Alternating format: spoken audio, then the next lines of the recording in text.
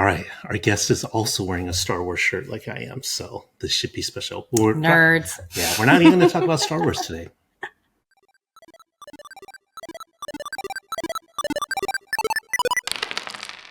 Hey everybody, welcome to the Going Analog Podcast, the show where we pick a game and a topic to discuss. And I'm your host, Christina. We love Gen Con so much. We did a whole episode last time, and we still didn't talk about everything we wanted to talk about.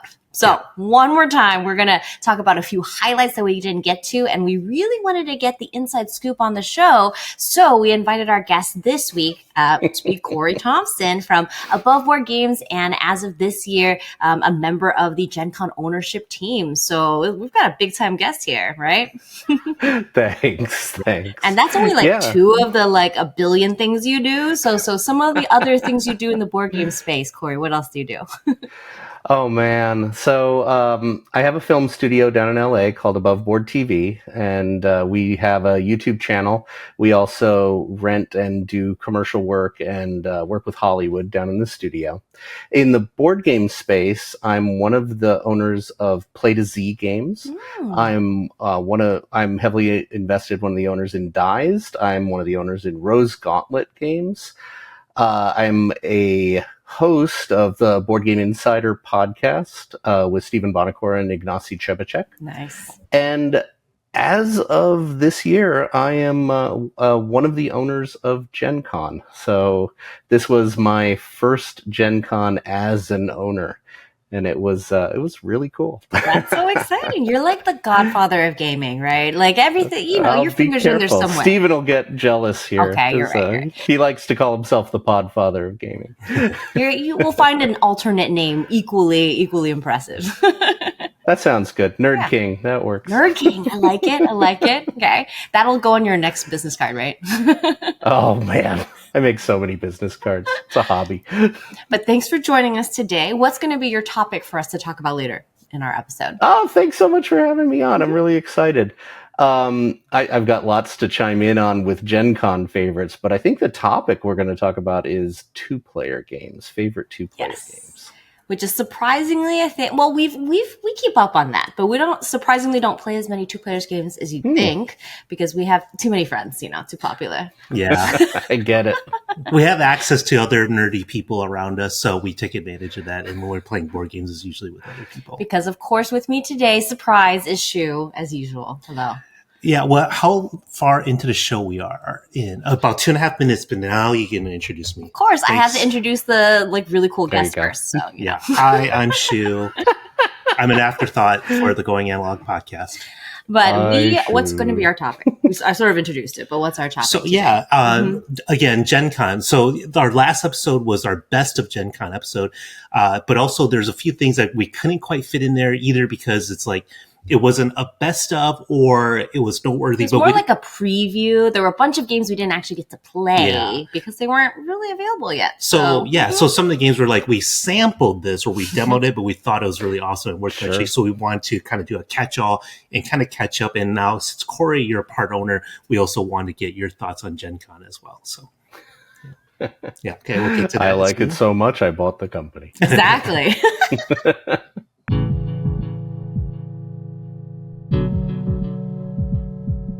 So let's dive into our game picks first. What game are we talking about today, Shu?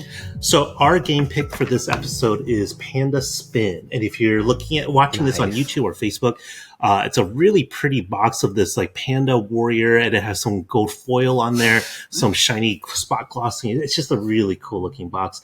But Christina, you're the one who first taught me this game, and we finally found a copy at Gen Con. Yes. So this is not a Gen Con release. It's an old game from a year or two ago. Last year, I think. We played it. It was a crowdfunded game. Mm-hmm. I got an early copy of Panda Spin about a year and a half ago by Carl Chudik. Mm-hmm. Yes. And it's so fantastic. I enjoy it so much. But I think officially it released a couple months ago. Oh, just a couple months. Crowdfunding. Okay. Oh, okay. So it's still pretty new. Because we played it earlier this year at the beginning of the year at Dice Tower West.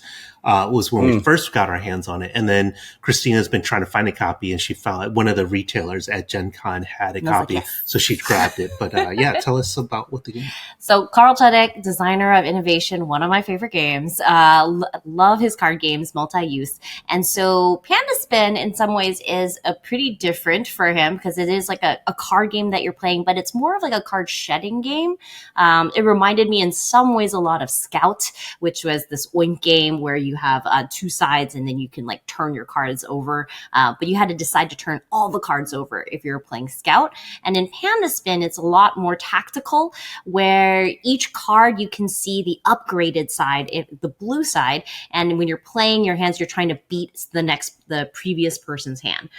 If you beat them and you show out and you win that hand, then you get to discard cards and you're trying to shed your cards. However, if you don't win, you still get to oftentimes take those cards back into your hand and spin them to a more powerful side so you can make gigantic, crazy combinations later. And so you've got these big swings, which are things that I love about Carl Chudyk games. Yeah. But, and it just gets sort of really crazy. The types of power-ups you get are dependent on the types of suits that you play with. So there's a lot of variability. My biggest thing about learning this game the first time, though, was they insisted on calling them tricks. And I really did not like that they called them tricks because it's not a trick-taking game. So. There's a lot of purists out there who separate trick-taking from ladder climbing from shedding. Yes. I'm one of the unwashed heathens who tends to call them all trick-taking games. My issue is just you don't follow suit. So that seems to be like a big thing for me. And if, when somebody says a trick that might confuse them and say, well, do I have to follow with this suit? And absolutely not. So it's more like, yeah, it's sort of a ladder climbing, getting rid of your hand game. And it can be pretty punishing if you're not careful. And I really like that about this game. So yeah, I absolutely love it. It to me feels like an evolution of Tichu.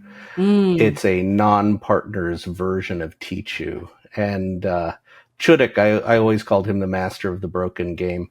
And this has that feel that things, like you said, things just go insane. Yeah, this is a really cool game. Mm-hmm. Love it. We'll always play a game of that. And then it's just every time I like refresh on the rules, I'm like, okay, wait. How does this go again? And I have to like double check because I find the way they explained it as tricks sort of confusing. So that's my warning for people. Yeah, the rule book wasn't the best. But a great game. Love that game. And what game did you bring for us today, Corey? So I brought one that I had heard about for a little while. It's a 2024 game, but it's only been available in Japan. This is the game. The full title is Giberrers, the word game of language invention and civilization development. I know, it's a very long title. It's designed by Kaisei, and it's published by Hobby Japan. And kind of jumping in with one of the things with Gen Con this year that I really, really loved is there was a lot of presence from Asian, both Japanese, Chinese, and Indian game publishers had a lot of presence this year, more so than usual. And Hobby Japan had a presence, and they were selling a lot of their titles. And I was lucky enough to get a copy of Giberrers. Giberrers, they only sold, I think, 40 of them a day. Wow. So in Giberrers, you get a big group of people, and it really works best with 8, 10, something like that. And you literally create a language. So you start by making up 18 words in the middle of the table. Any 18 words you can think of in English, you make up new words for them in your new language. And then using that new language, you draw cards and have to describe words that are on these cards using only the new language. And as you're doing it, you're making more and more words in the new language. And it sounds daunting, but by the end, you really have these laughing, hilarious stories where people are using these made-up words that you've created. And I was lucky enough, I played it with some board game royalty. I played it with the founder of WizKids and the founder of WotC. And their whole families, we had about 12, 14 people all playing. It was amazing. I got to play it in Seattle last week. Oh, that's awesome. So it's a fun game. It's unfortunately a little hard to get a hold of at this point. But I think it's going to have a U.S. presence before too long. Too many people are talking about it. I don't know if it's a portent of things to come, but at Gen Con, it was being sold through Matago. So I don't know if there is a relationship there for distribution, but this is by Hobby Japan. Okay. Yeah, our friend did tell us about it. Nikki Schultz picked up a copy at Gen Con and was talking about like how they were just yelling nonsense words like a lot while they were playing that game. And she said it was an amazing time. And I looked it up. It was so interesting because it re-implements this older version called Esperization, that Esperanto language that people were trying to make a universal language. And it's got the Esperization is on the box there. That's crazy. So. That's awesome. I have to search that out because it sounds hilarious. It sounds like it just gets really ridiculous, and everyone's just probably rolling on the floor laughing after a while. Oh, it's great. And there's a lot of arguments that you hear with this kind of game with, is it really a game? Is it really an activity? And a friend of mine actually said it best, said it's kind of a role-playing game with words. Okay. So it was a weird storytelling game. That's awesome. Okay. Well, we're going to jump right into our thoughts about Gen Con and final thoughts about Gen Con. It was your first year as a part of the ownership team, but which Gen Con number was it for you overall? Oh my goodness, I've lost track. I think the first Gen Con I went to was in 2013 or 14. Okay. It was a while ago, and I've attended Gen Con just as a gamer. I've attended Gen Con as an exhibitor for a couple different companies. I've worked the booths for Dice Tower and Lucky Duck and a couple other friends. I've attended as a sponsor. Above Board TV sponsored Gen Con in 2023.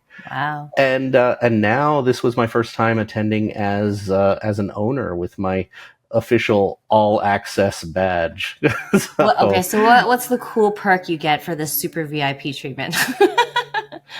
It was all cool. It could have gone a lot of different ways, and I was very nervous. People could have been kind of terrified by me and very careful around me. Hard to be terrified of you, I have to say, but and people could have just kissed my butt for the whole show. Mm-hmm. And none of that happened. It's just everybody was incredibly friendly.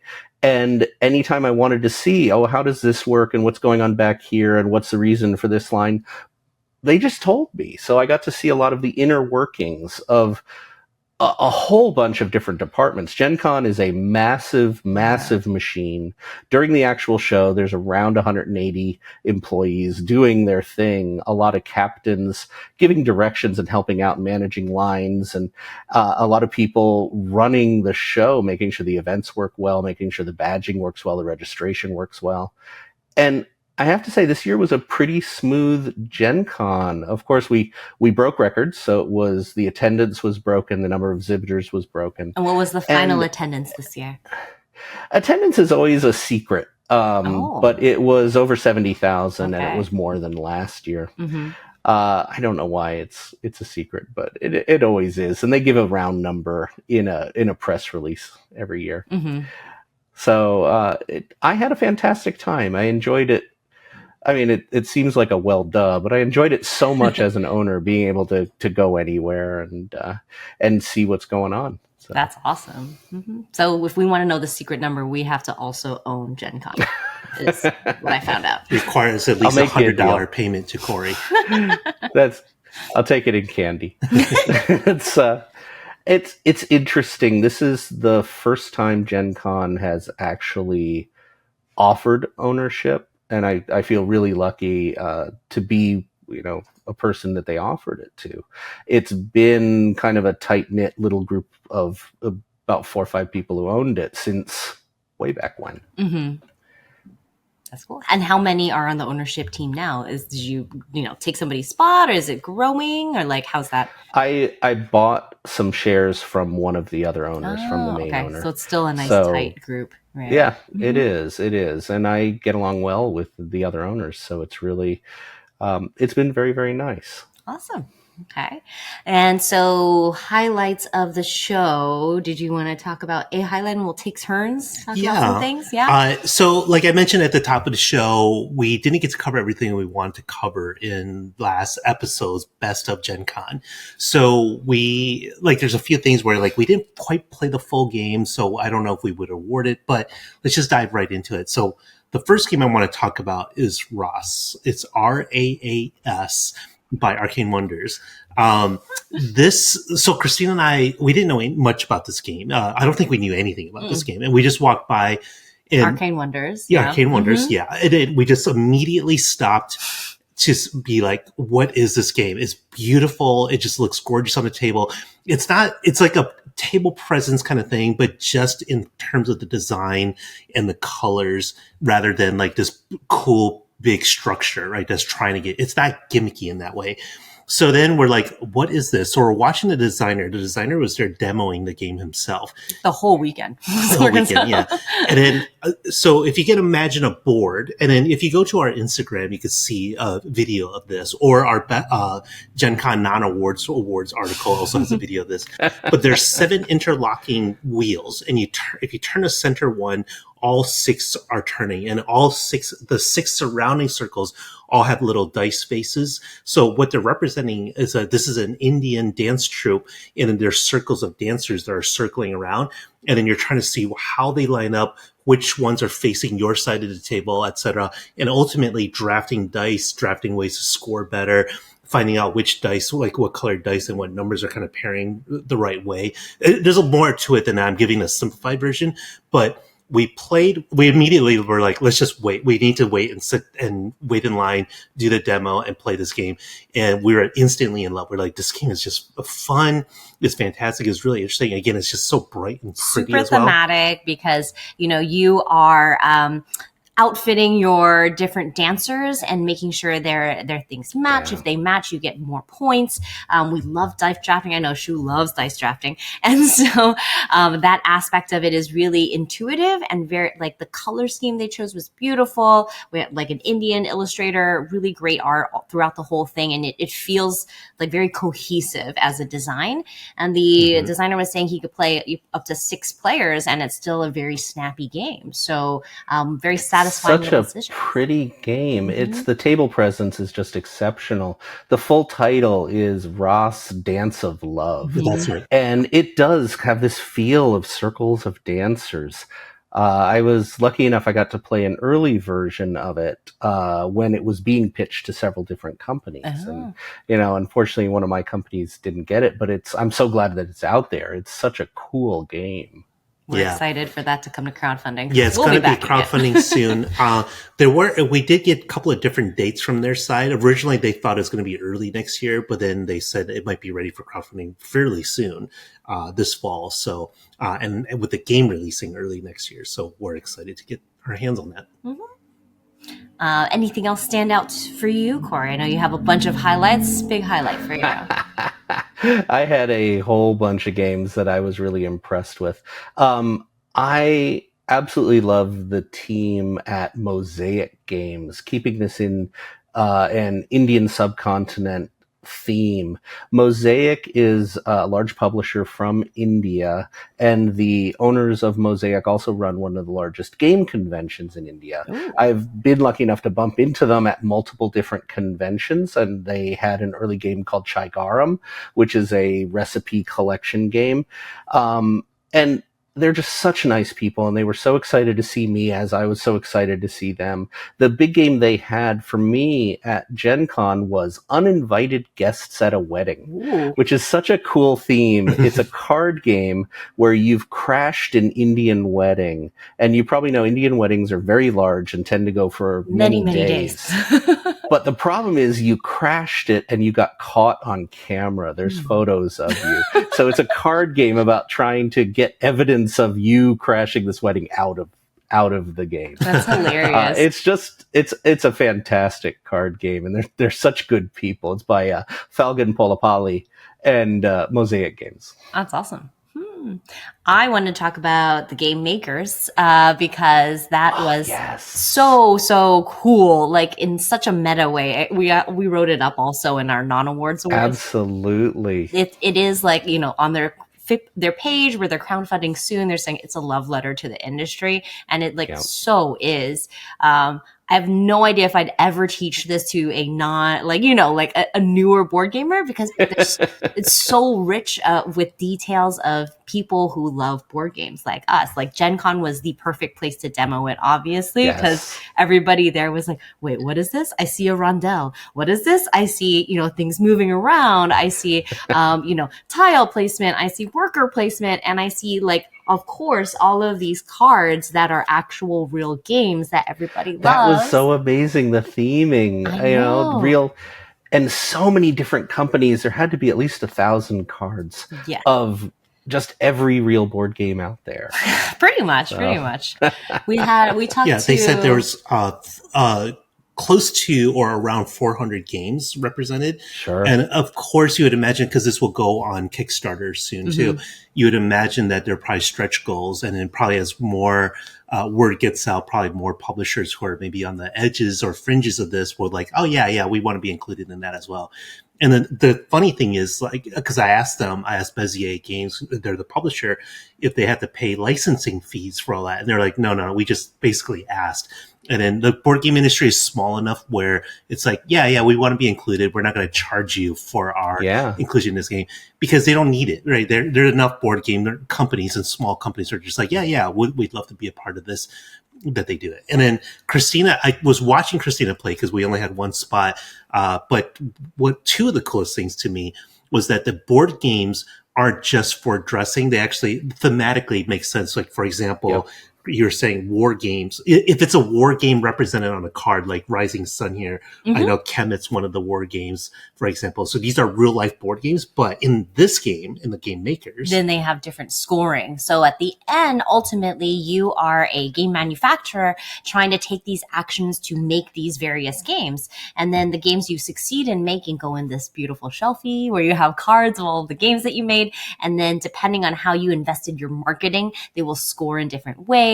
But war games will score by comparing to your neighbors. Usually, there's engine building games where when you build that engine building game, it improves your engine somehow, you know. And so they're like so meta on so many levels. But the gameplay is still really fun because it's designed by Ben Rossitz. Ben Rossitz, that's right. Designs a lot of my favorite games. Gave me a lot of Fromage vibes, where when you're placing out your workers, the farther out you put them, the longer you have to wait to get them back, but the more powerful the action.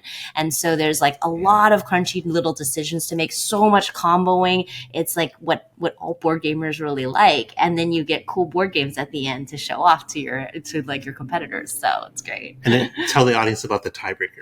So at the very end, Jay Bernardo from Bezier, he was telling us, check this out. So he takes out his phone and then he scans the shelfie at the very end, and it puts up an overlay onto your screen to show you the BGG scores of every game that's on your shelf. So Board Game Geek ranking, and that will be the ultimate tiebreaker. If there is a tie, whoever has the highest ranked game, that breaks the tie. And I was like, that is amazing. That's so awesome. I got to play it back in April. I played it a couple times when it was still a little bit in development. And I was really struck by the game itself is elegant and simple, the way that your actions are played out. But it was complicated in how you assembled all your tiles and your board and how you scored, which is, to me, that's a Ben Rossett game. That's really what he's good at. It was an amazing one. I'm really looking forward to that as well. Yeah, and it's like you move these little cute forklifts. I don't know. I was super into it. Yeah, the way it worked too is because each action is one sector. You're always doing something, or like there's very little downtime, which is great for a game that has so many layers. It has that cool rotating board that times the workers out, kind of like Fromage. Exactly. So I'm excited to see. It was a prototype that I played, so I'm excited to see what the sort of final edition is going to look like when they put it to crowdfunding. It's coming out soon. Another highlight from you, Corey? Ooh. So I got to play 12 Rivers. Oh, yeah, I did too. 12 Rivers has such amazing table presence. That's what reminded me of it as you talking about game makers. 12 Rivers has a tilted board with 12 grooves in the board. The board is made of foam core with these actual grooves. There's 12 at the top, and they merge. Pairs merge together, and then pairs merge together. So at the bottom, there's a single river and a lake. And you'll put marbles in these 12 rivers with a blocker, and then you release the blocker, and the marbles all fall down. The worker placement during the game is you're actually putting little wooden squares in slots along the river to dam the river. So if you put it in a slot really high, you can pick exactly which marble you want. They come in different colors and you're doing recipe fulfillment, but it's going to be expensive to put it up that high. If you put it very low, you'll get the dregs of what other people didn't pick, but it's going to be really cheap to put your pieces there. I have been hunting down this game for a very long time, at least since 2021. Oh, wow. It was at Essen in 2022. The original one was published by BG Nations, and it was impossible to get, and I never got one. And now this is a redo published by Good Games Publishing, new as of Gen Con. It's 12 Rivers by Romain Quetter-Dijon, who tends to do really wild, crazy physical games like this. Did you finally get your copy then? I got one at Gen Con. And I've played it several times. It's a very light game with almost potion explosion vibes to it, but the table presence is incredible. Yeah. I got to play a copy at the BIPOC Lounge during Gen Con.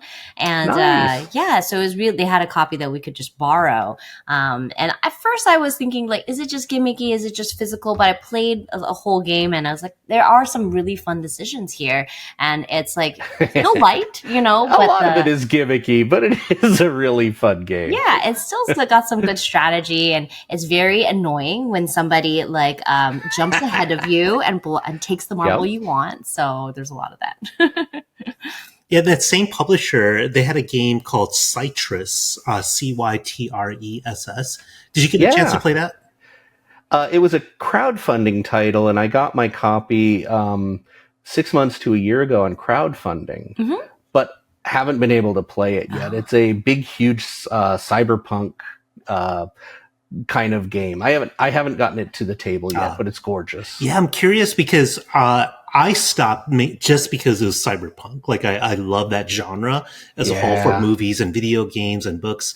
And then so I'm like, oh, I just want to check it out because it looked cool. The art was really neat, and it was about like sort of the more city inhabitants trying to find their way up into the upper echelons where the rich people or the high society is. And then, but it's really, really engine building in a very kind of cool way of like, I could get these cards, and then the more of these cards I have, the more powerful that action becomes. Or do I want to invest in this thing that's going to give me a lot of money? So I'm like, engine building, cyberpunk seems really cool, but I only played one. We played one like a round or something like that. So I'm like, sure. It's the kind of thing I'm like, this seems really cool, but I also don't know, like, will this ultimately be very more mechanical than a fun game to solve? But I don't know, but I'm curious to try it. So it looked pretty long and deep. It looked more kind of adventure-y. Yeah. So how many Kickstarters do you back? Just out of curiosity, since you mentioned that. I'll just go with most. Got it. Okay. Awesome. And then maybe one more highlight from you? Sure. Another one that took me by surprise was Wondrous Museum. It's by Zonger and Broadway Toys Limited, and it is an engine building card game. You end up purchasing cards from a market using other cards. And as you put them down, the cards themselves have colors of gems at the bottom of them. And you have 5 wooden gems of different colors. And if you flip your red gem, you then get to activate every card you have that has red gem as its activation. So it's this really cool engine building where you can activate multiple cards multiple times because a card might have multiple gems on it. And it has this weird fantasy museum kind of quality to it. I hadn't heard about it. A friend of mine had pointed me towards it, and it was really great. It's a wondrous museum. That sounds cool. Yeah, I want to look that up too. I love engine building. Yeah, he just never knows when to start turning off his engine and scoring points. So that's his issue. That's always the choice. Yeah. I'm terrible at it. I just like the engine building more than I like the winning.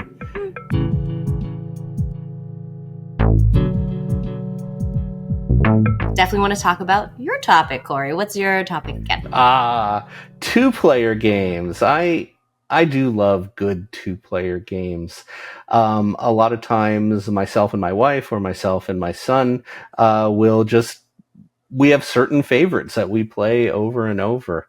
And I put up a list mile long. So there's some classic 2-player games that I think never really get old. And I will put them on the table over and over and over again. And I think most people know about these. Lost Cities by Reiner Knizia is a 1999 2-player card game where you get cards in 5 different colors. And it's really about hand management. You have a hand of 8 cards, and every turn you have to play one of your cards and draw a new card. When you play your cards, you either discard them into 5 different discard piles of those colors, which the other player can then steal on their turn, or you start building a row from low numbers to high numbers, 2, 3, 5, 7. The thing about this game is if you start building on a color, you're gonna have to score it. Mm-hmm. And the score for a color is going to be the sum of all the numbers minus 20. So if you start and you don't hit 20, guess what? You're going to get negative points. And you have betting cards that need to be played before you put any numbers down, and they will double, triple, or quadruple your final score. And the end sneaks up on you pretty quick, so you can end up with a big negative value if you don't do it right. Yeah. So it's so that's good. Lost Cities by Reiner Knizia. That is a game I actually, when you mentioned it, I looked around our shelves to see if our copy was here, because I believe we've had to buy that 3 times because we lent it out. It's like whenever we have friends who are like just getting into classic. They're just getting into gaming, or just like, what's a good introductory game to your hobby? Lost Cities is almost always one of the first ones if it's a 2-player situation. Absolutely. But then after a while, like when you lend out a game so often, once in a while it's not going to come back. And I'm like, who did we lend this to? Where did it go? It's just, let's just buy a new copy. And then it's just... I've done that. Some games I just end up buying 20 or 30 copies of. And when people come over, I'll just say, this is great. Here, you should have it. Yeah. I did that with Scout in the early days. Oh, yeah. And it's so cute. Yeah, that was just adorable. A classic 2-player. What's your absolute favorite 2-player shoe? Do you have one? All time? I don't know. Or recent then. It could be recent too. I only brought recent games that we played to cover, but all time I'd have to think about it. Yeah. Okay. Maybe we have the couple minutes. Maybe Star Wars Rebellion. Okay. Oh, that is fantastic. Yeah. It feels like Star Wars. Yeah. That's the most probably Star Wars-y Star Wars game. Like if you think of the more epic grand scale of Star Wars versus like the ground moment to moment action. So this is it's basically Empire versus Rebellion. So it is considered also a 4-player game, but I tried it a couple of times and I do not like it at 4-player. It's not worth it. Mm-hmm. Yeah. Yes. Yeah, exactly. They just kind of forced it in. It's a really good 2-player game, but the rebels are just a small ragtag team who's just trying to hide in this kind of, what do they call it in Star Wars? Like the systems, the SAR systems, right? And they're trying to just kind of keep going until they could build enough momentum and support for the rebellion. And the Empire is this overwhelming military force going around and trying to search all the planets to try to find them. And there's all these different powers and different characters. It's such a cool game. Very epic. Yeah. Very epic. How about you, Kristen? What's your all-time favorite? I just love this trend though of like a lot of games making a 2-player version that's better than the original game. Oh, sure. So like the classic one for me is like definitely Splendor Duel. I find so much better than original Splendor, right? And then I felt that way about Seven Wonders Duel. It's like so interesting and crunchy. And then played Lord of the Rings Battle for Middle Earth or Duel for Middle Earth, and I don't know. I think that one's even smoother and it's probably my current 2-player favorite right now. Good. It's just so stripped down to the absolute essence of what that game is. There's no extra fat in there, and it's done so well and thematically. It's beautiful. And then the little place where the hobbits travel, and then you're like chasing them when you're the Nazgul. When you're the Nazgul is great. Yeah. I love it. It's so little, but it's gimmicky and it's great, and it's like very effective. So if I can throw another one out there that not a lot of people know about, it's again a 2-player version made from a bigger game, and it's the game Face to Face. The game came out a while ago, and it's a cooperative 4-player really game of playing cards down, and they always have to either go up or go down in piles. The game Face to Face is a 2-player version where each player has their own deck of cards, and you need to play cards on a pile that can only go up or a pile that can only go down. And you want to go through all your cards. It is the most elegant 2-player game. It's a race. Who can play their cards fastest? The way it works really is on your turn, you play at least 2 cards. If you can't play 2 cards, you lose. You can play as many of your cards as you want, but at the end of your turn, you're only going to draw 2. So you can end up with a very small hand. Except if you play one of your cards on your opponent and you help them, then you can draw up to your full hand size of 6. Interesting. So there's this great pressure that you'll do better if you help the other player by moving their backing their piles off. So if they have a pile going up and it's already gone up to 50, 55, and the cards only go up to 60, if you back that down to 30, then you get a benefit of you can draw your full hand size. It's harder to explain with words than to actually play. It's simple and elegant. And it is probably my favorite 2-player game. It's the game Face to Face by Stefan Bendorf and Reinhard Staup. And the publisher in the U.S. is Pandasaurus. Interesting. I haven't played that one. Yeah, because I always like the mind better than the game. And then sure. And then Beasts. I know you're a fan of Beasts as well. That's by Pandasaurus as well. I like that one.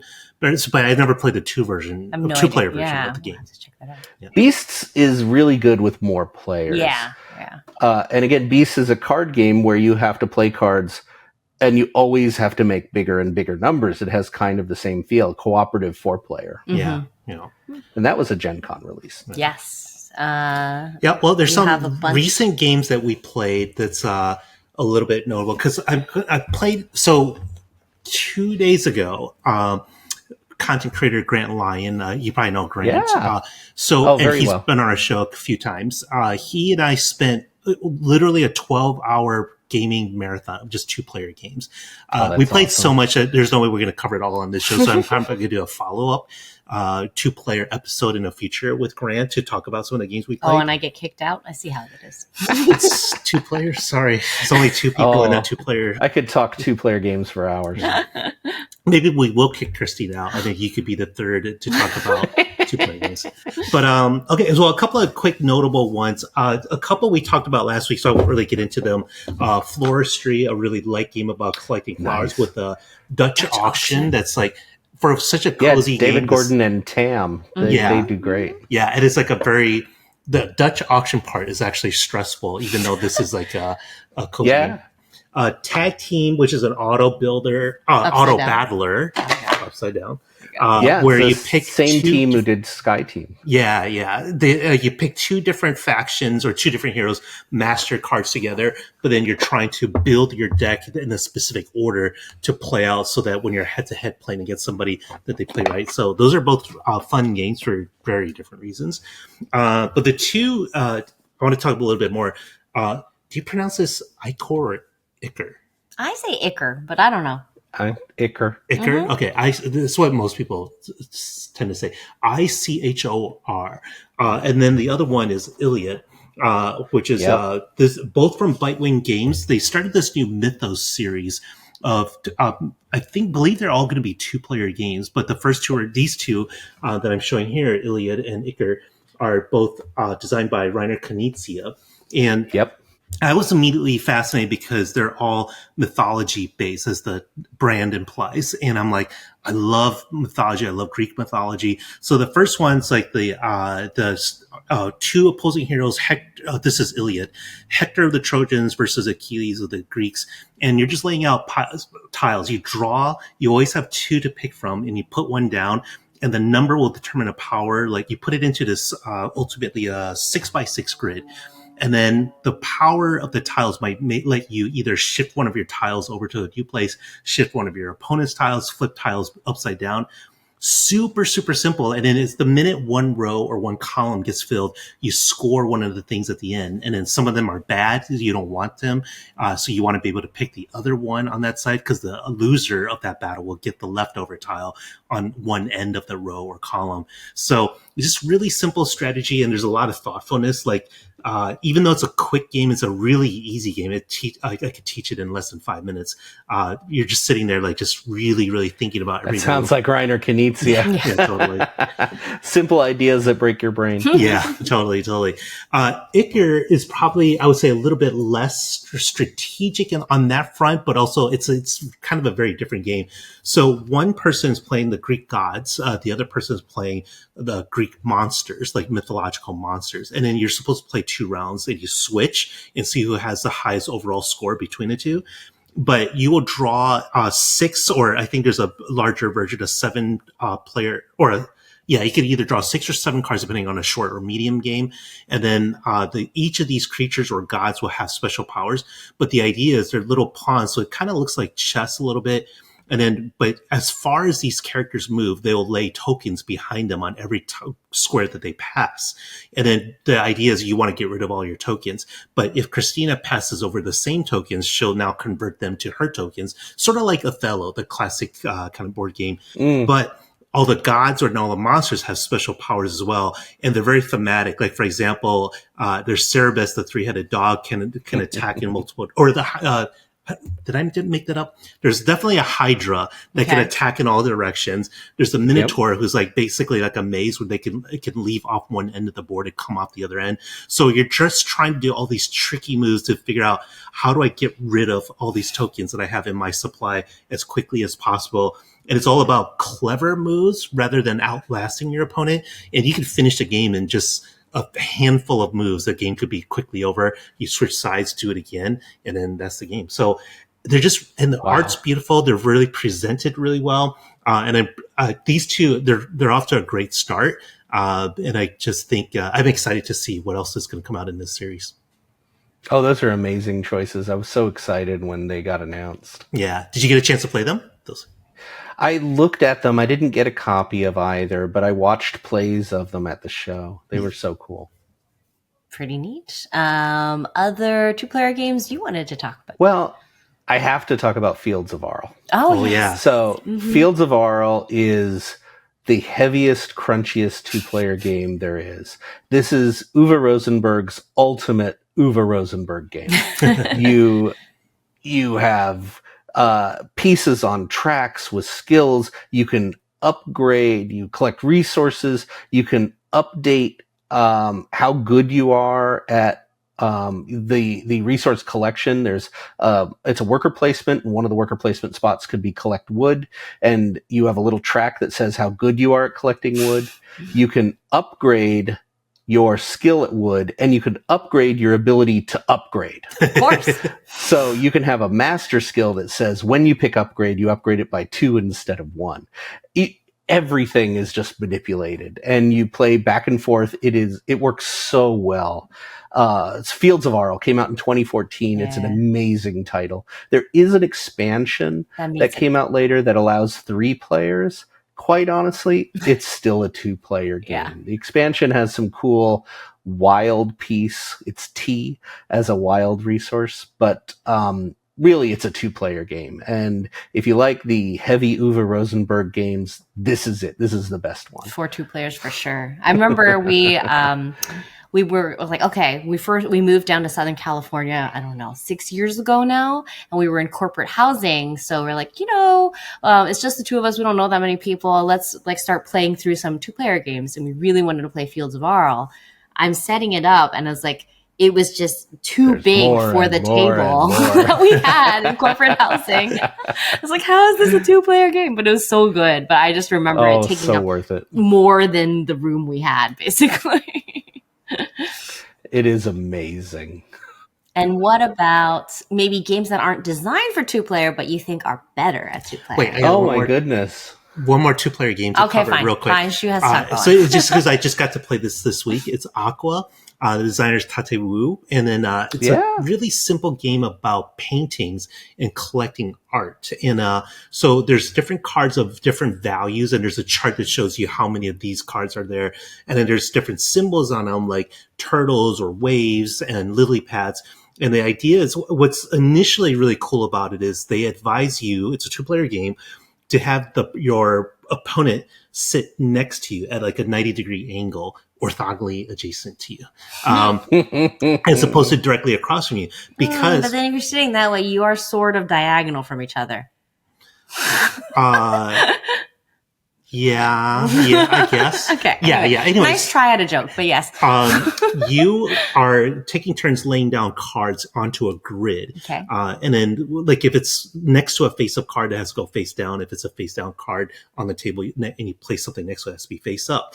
And then eventually you're going to create this grid of cards, and then you're going to flip them all over at the end and then score them. And then you're going to score things like sets. Turtles want to be next to waves. You want a lily pad in every column or in adjacent columns, things like that. But 2 things. One is a row or column only scores if the total value of the cards, the numbers on them, add up to between 10 and 20, which I thought was weird. When I first read them, like, why? That's almost arbitrary. But then when I played it, I'm like, oh, there's a lot of strategy there, because if you think your opponent's building up towards something, you could tank it, right? Like, I'm going to put a big value card and then ruin it for you, because by making it greater than 20, for example. I love that part of it. You might try to do something and you're like, but I have to get it above 10 to make it even count for points. The second thing is, and the reason why you're sitting next to each other, not next to each other, but again, at a 90-degree angle to your left or right, is one person only scores the rows. The other person scores the columns. So you can see it better. Yeah. So they're like, sit this way so that you can see your scoring lanes better. So what I'm scoring is going to be very different, but we're all sharing the same cards in a grid. So it is a tiny box. There is a deluxe version of this, which I'm like, I don't know why you need a deluxe version of this game. It's just such a simple card game. It's just a few cards, some tokens. I love Tate's. Tate's games tend to be super cute. With an easy rule set and this complex interaction. Mm-hmm. And Tate, a lot of his games now are being sold by Dead Alive Games, Bernie Lynn's company. Oh, yeah. And he had a really strong presence at Gen Con at the Dead Alive booth. So it's a great game. I love it.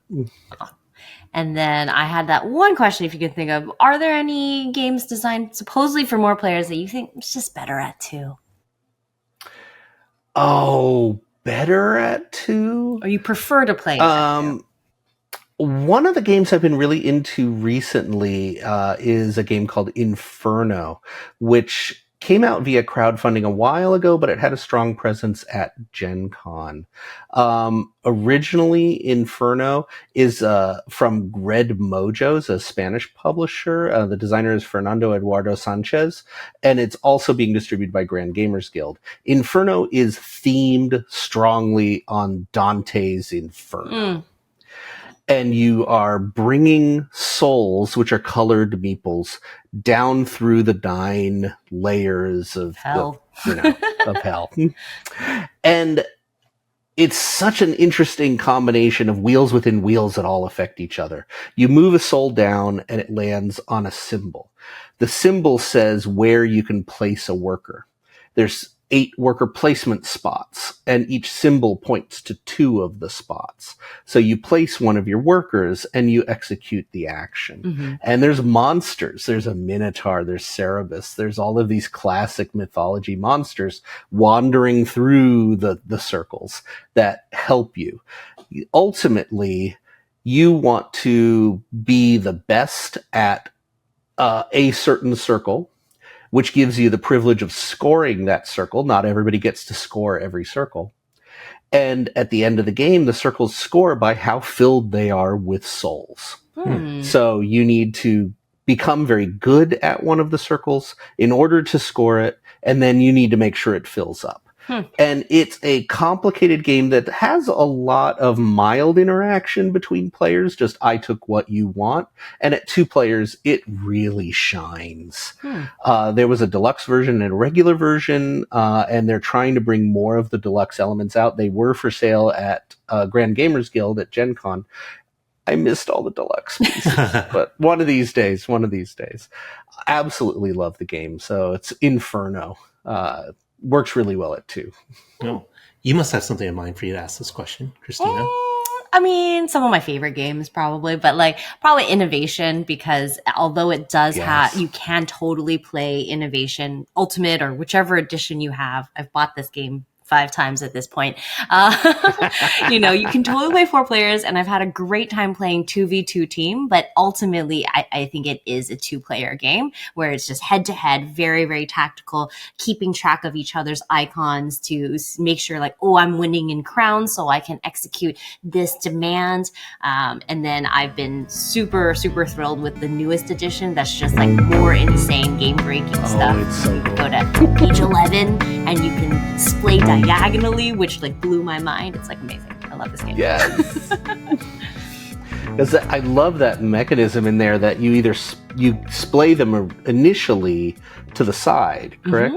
And then when you upgrade, you splay them up, and it makes them better. So the diagonal thing just Huge. it's Huge. What about you, Shu? Can anything come to mind? Yeah, initially, I think the Azul series actually, for how broad and mainstream they are, I think they're best at 2 players. And the reason why is because if you played Azul, the first one is the most popular one, probably the one people know, just plain Azul. You're grabbing tiles from these different dishes. Every dish has 4 tiles, or 4. Every plate has 4 randomly drawn tiles, and you're trying to collect certain colors or certain symbols, but you can only grab all of one color each time you grab them. So all the other ones fall to the middle of the table. And at some point, everyone will start drafting from the middle. But if you can't fit them into your display, they become negative points. They're like tiles that fall off. In the second game, I think you're building stained glass structures and things like that. So the negative point aspect, especially in the second Azul game, Stained Glass Etc., can be really punishing. But I like that as part of the game that you plan accordingly. You're like, okay, there's a big pile of reds piling up in the middle. I don't want those because I can't fit them in, and it's going to be worth like negative 15 points. But can I stick Corey with these?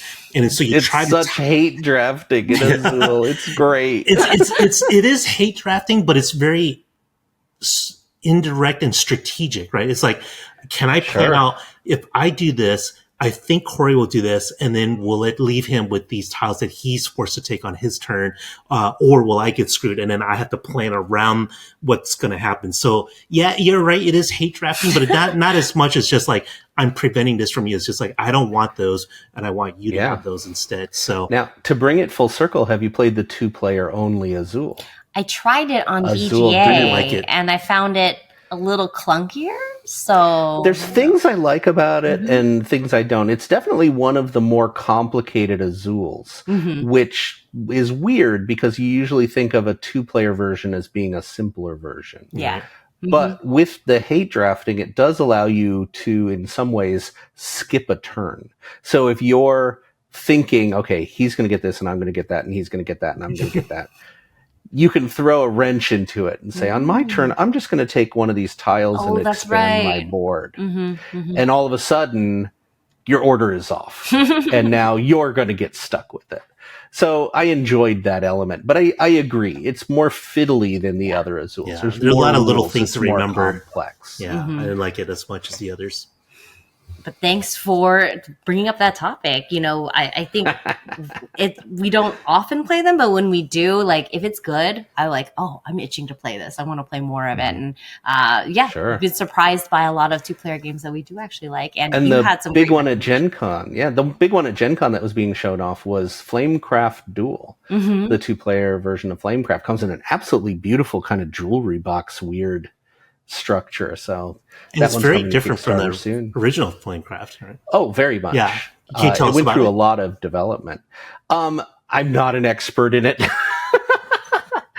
But it has the cute and the mechanisms that you love, but it's kind of a tile placement in one shared board with round tiles.